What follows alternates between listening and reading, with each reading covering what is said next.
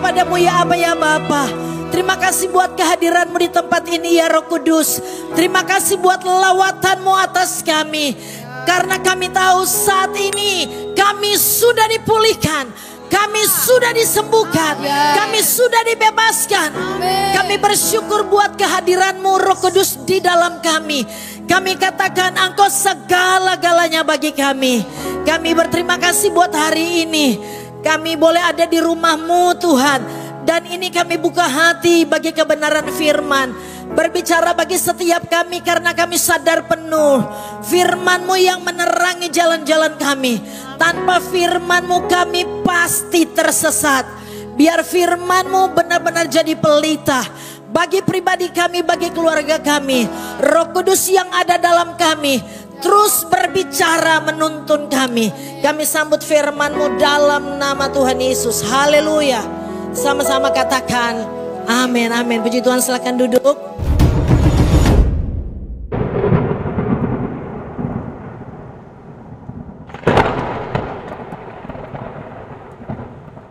Shalom Bapak Ibu Saudara. Sukacita hari ini kita diberkati dengan tubuh yang sehat. Kita masih punya kesempatan untuk beribadah ya. Kita terus mengalami Tuhan dari waktu ke waktu. Kita sungguh bersyukur kepada Tuhan. Baik, pada siang hari ini kita akan sama-sama dengarkan kebenaran firman Tuhan. Saya ambil dari Injil Yohanes 16. Ini sudah dibagikan Ibu Gembala di minggu pertama ya, minggu lalu. Tapi saya mau baca satu ayat saja, yaitu ayat yang ke-7. Injil Yohanes 16 ayat 7 kita baca sama-sama dengan suara kedengaran. Injil Yohanes 16 ayat 7, 2, 3. Namun benar yang kukatakan ini kepadamu adalah lebih berguna bagi kamu jika aku pergi. Sebab jikalau aku tidak pergi, penghibur itu tidak akan datang kepadamu. Jikalau aku pergi, aku akan mengutus dia kepadamu. Dari minggu kemarin Ibu Gembala sudah bagikan tentang pentingnya Roh Kudus. Nah hari ini saudara, saya kasih tema dituntun oleh Roh Kudus. Hari ini kita sama-sama memperingati hari pencurahan Roh Kudus. Tapi kita tahu bahwa Roh Kudus sudah dicurahkan. Ya, sudah dicurahkan, sudah ada di dalam kita. Yang penting sekali, yang perlu sekali kita sadar kehadiran Roh Kudus dan kita beri hidup kita untuk dituntun atau dipimpin oleh Roh Kudus. Sebab ada begitu banyak orang yang tahu bahwa Roh Kudus ada di dalamnya, tetapi tidak pernah memberi hidupnya untuk dituntun oleh Roh Kudus. Jadi siang hari ini ketika kita memperingati hari pencurahan Roh Kudus, biar kita bukan cuma sekedar ada Roh Kudus dalam kita, bukan cuma sekedar kita dipenuhi Roh Kudus, tetapi biar kita buat keputusan siang hari ini bahwa kita mau beri hidup kita dipimpin atau dituntun oleh Roh Kudus. Ya, seberapa banyak kita yang menyadari bahwa Roh Kudus itu penting bagi kita? Karena Roh Kudus itu penting bagi kita, maka yang Yesus berikan bagi kita yaitu Roh Kudus ketika dia akan naik ke surga. Yang dia tinggalkan bagi kita sesuatu yang penting, yang berharga, yang Yesus tahu sekali bahwa itu kita perlukan dalam perjalanan kehidupan kekristenan kita. Sebab kita tidak bisa jalan tanpa Roh Kudus. Kita tidak bisa ada dalam panggilan Allah menyelesaikan tugas yang Bapa berikan bagi kita tanpa Roh Kudus tuntun hidup kita. Makanya dikatakan lebih berguna bagi kamu, Yesus bilang, jika aku pergi. Sebab jika aku tidak pergi, Roh Kudus itu tidak akan diberikan kepada engkau dan saya. Karena begitu pentingnya Roh Kudus bagi kita. Sehingga Alkitab katakan sebelum dia terangkat ke surga, ini yang jadi permintaannya kepada Bapa. Lihat dalam Yohanes 14 ayat 16. Ini permintaan Yesus kepada Bapa sebelum dia naik ke surga. Bilang begini, aku akan minta kepada Bapa dan ia akan memberikan kepadamu seorang penolong yang lain, supaya ia menyertai kamu selama-lamanya.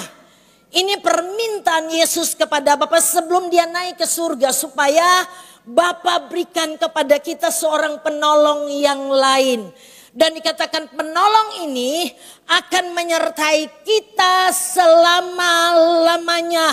Tidak dalam jangka waktu tertentu, tetapi selama-lamanya dia akan beserta dengan kita. Oleh sebab itu pada siang hari ini kita akan sama-sama belajar kenapa kita perlu dipimpin atau dituntun oleh Roh Kudus. Yang pertama saudara, ya karena begini. Roh Kudus dalam kita akan ubahkan status kita dari hamba dosa menjadi milik Allah. Ya, Roh Kudus yang ada dalam kita akan mengubahkan status kita dari hamba dosa, jadikan kita anak-anak Allah. Makanya perlu kita dituntun oleh Roh Kudus supaya status kita berubah. Dari hamba dosa kita dijadikan anak-anak Allah. Mari kita lihat ayatnya. Roma 8 ayat 14 sampai 15. Saya baca dari firman Allah yang hidup bilang begini. Semua orang yang dipimpin oleh Allah adalah anak-anak Allah. Kita mengerti ayat ini dulu. Semua orang yang dipimpin oleh Roh Allah adalah anak-anak Allah. Jadi dari ayat 14 ini secara tidak langsung ayat ini lagi berbicara begini.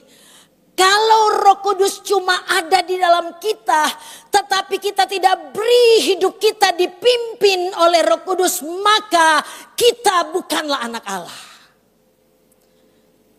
Alkitab bilang begini, setiap orang Kristen adalah anak-anak Allah.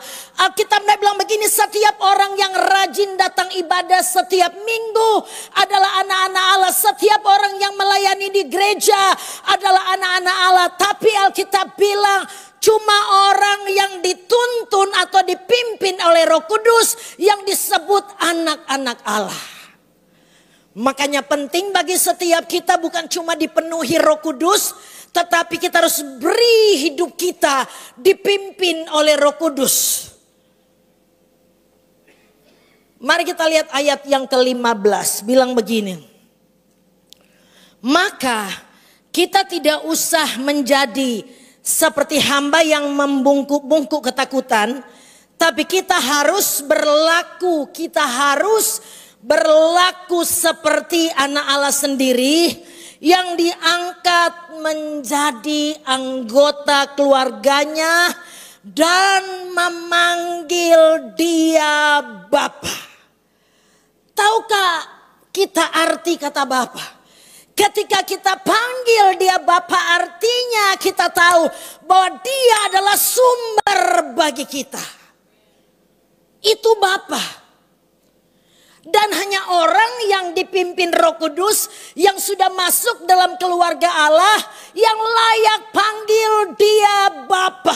Sebab ketika kita dipimpin Roh Kudus masuk dalam keluarganya Allah, maka status kita sudah menjadi anak-anak kerajaan Allah, anak-anak Allah yang kekasih. Makanya kita panggil dia Bapa. Dan kalau kita anak itu artinya kita berhak menikmati semua fasilitas yang Bapa punya. Amin.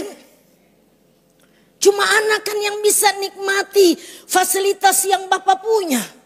Kalau kita punya anak secara biologis, dia berhak nikmati semua yang ada di dalam keluarga kita. Kalau tetangga datang bertamu, tetangga sedangkan meminta minum, mesti minta dari kita, minta air putih, kan seperti itu. Kenapa? Dia tidak berhak menikmati semua fasilitas yang ada dalam keluarga kita. Kalau kita anak Bapa, anak keluarga Allah, itu artinya kita nikmati semua fasilitas kerajaan Allah. Tetapi saudara, kalau kita sudah diterima menjadi anggota keluarga Allah atau anggota kerajaan Allah, itu artinya bagi kita, ya, itu artinya bagi kita harus hidup di dalam nilai-nilai kerajaan Allah. Amin. Kita sudah ada dalam satu keluarga yang baru yang dikatakan keluarga Allah. Makanya bagian kita harus hidup di dalamnya dengan nilai-nilai keluarga itu, keluarga Allah, keluarga kerajaan Allah. Oleh sebab itu pastikan pada hari ini ketika kita memperingati hari pencurahan Roh Kudus, kita akan buat keputusan. Aku mau dipimpin atau dituntun oleh Roh Kudus supaya kita masuk anggota keluarga Allah. Amin. Mari kita lihat ya, bagaimana kita hidupi nilai kerajaan Allah. Ya, sebab biasanya saudara, kita yang masih tinggal di dunia ini, kalau kita lakukan satu kesalahan, lakukan dosa apa saja, lalu kita mulai berdalih, bukan? Kita bilang, ya kita kan masih tinggal di dunia ini. Ya, roh memang penurut tetapi daging lemah. Oleh sebab itu siang hari ini saya akan angkat satu contoh. Rasul Paulus bagaimana dia masih hidup di dunia, tetapi dia hidupi nilai-nilai kerajaan Allah. Mari kita lihat dalam 2 Korintus 10 ayat 3 hingga ayat yang kelima. Saya akan baca dari versi mudah dibaca. 2 Korintus 10 ayat 3 sampai 5 bilang begini. Kita memang hidup di dunia. Saudara setuju ya? Saudara dan saya masih hidup di dunia hari ini, amin. Amin. Dikatakan ini, kita memang hidup di dunia tetapi kami tidak berjuang dengan cara duniawi. Ada di dunia, tapi tidak berjuang dengan cara duniawi. Itu yang Paulus katakan. Ya, lalu dikatakan begini. Kami berperang dengan senjata-senjata yang berbeda dengan senjata dunia. Kami mempunyai kekuatan senjata dari Allah yang dapat membinasakan tempat-tempat musuh yang kuat. Kami mengalahkan perdebatan musuh. Dan kami mengalahkan semua kesombongan yang melawan pengetahuan tentang Allah. Dan kami menawan setiap pikiran dan membuatnya menyerah dan taat kepada Kristus. Ini nilai kerajaan yang harus kita hidupi. Kapan kita hidupi ini? Ya, sekarang saudara, waktu kita masih hidup di dunia ini, waktunya kita jalani atau kita hidupi nilai kerajaan Allah sekalipun kita masih tinggal di dunia ini. Kita tidak berjuang secara duniawi. Saya percaya kita dalam keseharian kita tahu bagaimana ada orang-orang yang berjuang secara duniawi. Untuk merebut jabatan, kedudukan, nama besar. Apa saja berjuang secara duniawi. Kalau suka ada di posisi di atas, mulai cungkel yang di atas supaya dia bisa naik di posisi itu. Dan banyak sekali contohnya. Alkitab bilang kita tidak berjuang secara duniawi. Itu bukan cara gaya hidup kita. Amin. Gaya hidup kita, cara kita selalu kita mengerti waktunya Tuhan itu pasti yang terbaik. Karena kita percaya kalau kita dipimpin oleh Roh Kudus, maka Roh Kudus akan bawa kita di tempat di mana Dia mau kita ada, supaya di tempat Dia tempatkan kita jadi berkat bagi banyak orang. Kami tidak berjuang dikatakan secara duniawi. Lalu dikatakan kami mempunyai senjata, dikatakan kekuatan itu dari Allah. Ya. Jadi benar-benar orang yang menghidupi nilai-nilai kerajaan, jadi orang yang mengandalkan Tuhan, bergantung kepada Tuhan. Dikatakan kekuatan senjatanya bukan berasal dari apa yang dunia punya, tapi berasal dari Allah. Tapi kekuatan yang dari Allah dikatakan mampu mengalahkan musuh, meruntuhkan setiap benteng-benteng yang dibangun oleh keangkuhan manusia. Itu kekuatan dari Allah. Itu nilai kerajaan yang harus kita hidupi. Lalu dikatakan kami menaklukkan pikiran kami kepada pikiran Kristus. Ya, sehingga membuat kita menyerah dan taat kepada Kristus. Itu yang harus kita hidupi ketika kita masih ada di dunia ini. Taklukkan pikiran kita kepada Kristus dan menyerah dan taat cuma kepada satu pribadi, yaitu Yesus Kristus Tuhan. Makanya pastikan engkau dan saya adalah orang percaya. Bukan cuma sadar ada Roh Kudus dalam kita, tapi tidak pernah memberi hidup kita dipimpin oleh Roh Kudus. Sehingga kadang-kala begini, kita dipenuhi Roh Kudus, kita berbahasa roh begitu hebat, tetapi kita tidak bisa mengeluarkan buah-buah roh dari kehidupan kita.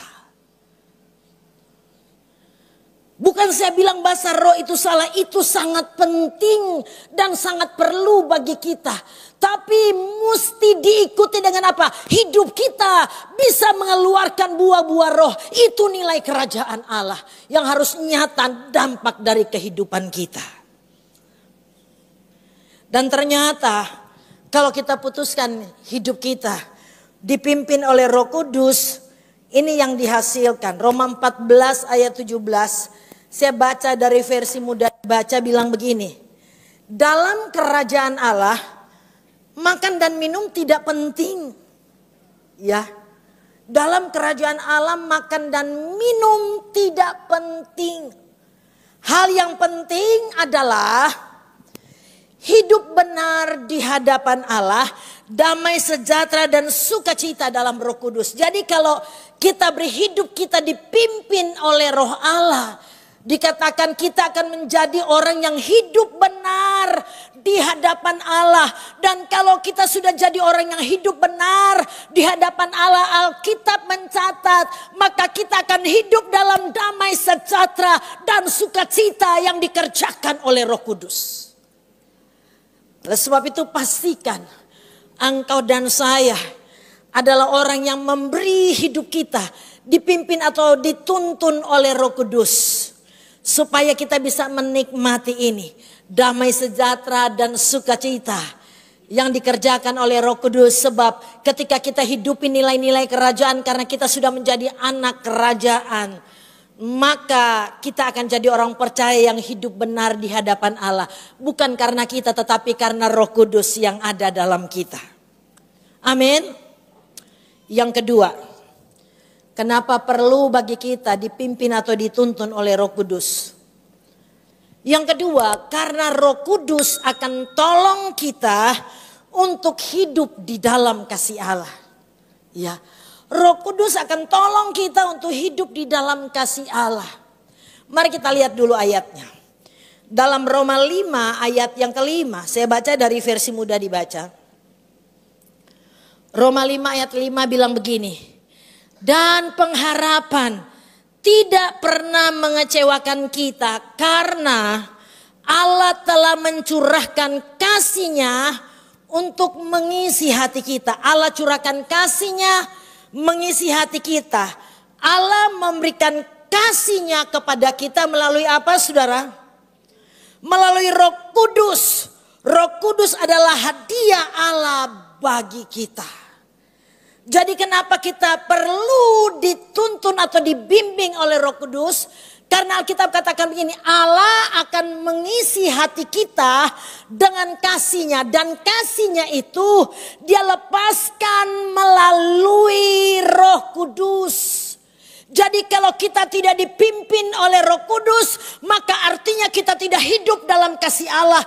Kalau kita tidak hidup dalam kasih Allah, maka yang terjadi, kita orang Kristen tetapi hidup dalam kebencian, susah mengampuni, susah mengasihi, susah menerima orang lain, dan selalu memikirkan untuk diri sendiri. Kenapa?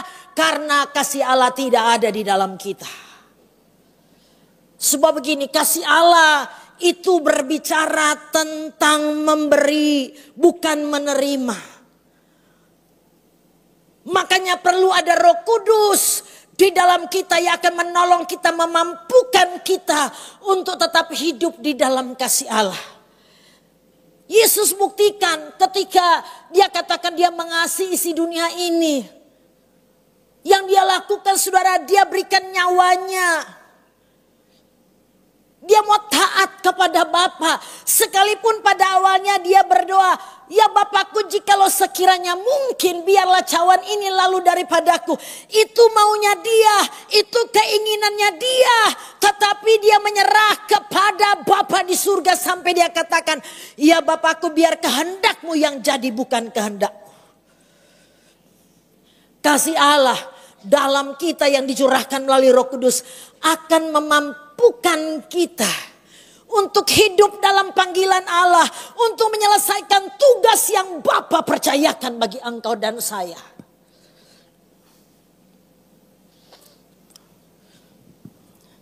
Sebab sekali lagi saya bilang, kasih itu bicara tentang pengorbanan. Makanya satu pesan Tuhan, ya pesan Tuhan seperti ini. Kita lihat pesan Tuhan dalam Injil Yohanes 15 ayat yang ke-9. Ini pesan Tuhan. Injil Yohanes 15 ayat 9 saya akan bacakan dari TB, dikatakan ini. Seperti Bapa telah mengasihi aku, demikianlah juga aku telah mengasihi kamu. Lalu apa Yesus bilang? Tinggallah di dalam kasihku itu. Ya, tinggallah di dalam kasihku itu. Itu pesan Tuhan bagi engkau dan saya pada angkatan ini, pada masa ini. Jangan keluar dari kasih Allah, tapi tinggallah di dalam kasih Allah. Sebab hanya kasih Allah yang dikerjakan melalui Roh Kudus dalam kita akan memampukan kita untuk melakukan kebenaran, melakukan firman pada angkatan ini. Di luar kasih Allah kita tidak mampu lakukan kebenaran firman Allah. Yesus katakan, tinggallah di dalam kasihku itu. Ya, kalau kita tinggal dalam kasih Allah yang Dia curahkan lewat Roh Kudus yang ada dalam kita, saya percaya kita menjadi orang percaya yang menghidupi firman pada angkatan kita. Amin. Coba lihat kalimat ini, saudara. Ya, saya tulis begini. Hidup kekristenan adalah kehidupan yang bukan cari kenyamanan, tapi menghidupi ajaran Kristus.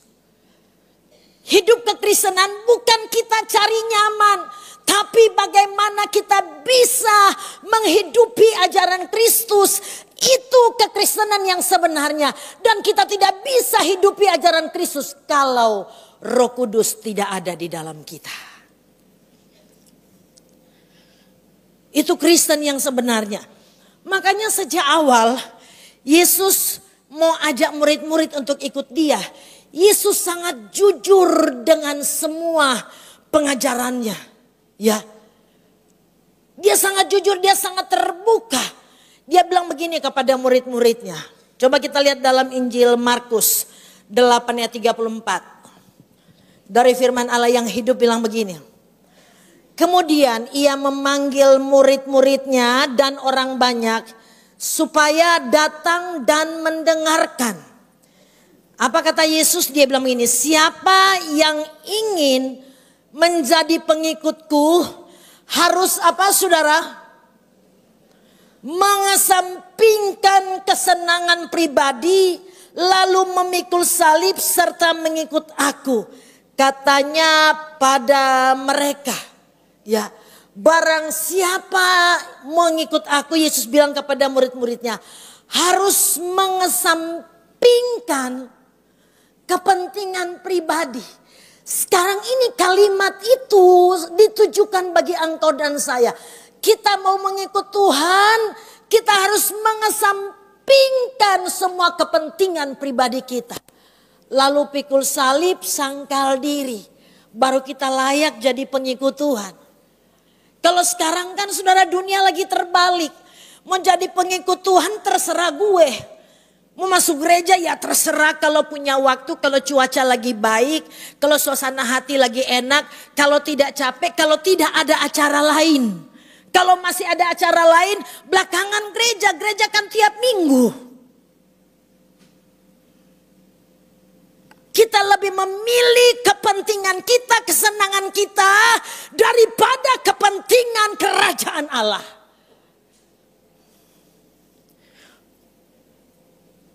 Kita lebih suka ya di rumah bangun tidur biar belum gosok gigi, ikut ibadah online. Padahal tubuh sehat, kaki kuat, semua baik-baik saja. Tapi kalau pesta, kalau perayaan, kalau pengucapan, kalau apa, pokoknya berusaha harus datang. Tapi kalau gereja mah nanti aja. Sejak awal Yesus jujur dengan pengajarannya. Mau ikut aku, kesampingkan kepentingan pribadimu. Sampingkan kesenangan pribadimu. Baru sangkal diri, pikul salib, baru ikut aku. Bagaimana dengan kita pada angkatan ini? Ketika dunia sudah mulai berubah, ya banyak hal yang terjadi di sekeliling kita. Orang mulai sibuk dengan pesta pora. Orang lebih suka ada di komunitas-komunitas yang mereka tahu itu menyenangkan diri mereka sendiri. Untuk kepentingan diri sendiri. Untuk popularitas, untuk nama besar. Daripada di gereja.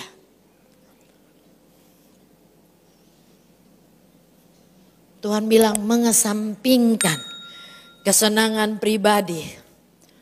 Lalu pikul salib dan ikut aku. Ya. Jadi Roh Kudus dicurahkan bagi kita untuk memampukan kita sehingga kita bisa menyangkal diri, bukan menyamankan diri. Sekali lagi, Roh Kudus itu diberikan bagi kita untuk menolong kita menyangkal diri, bukan menyamankan diri.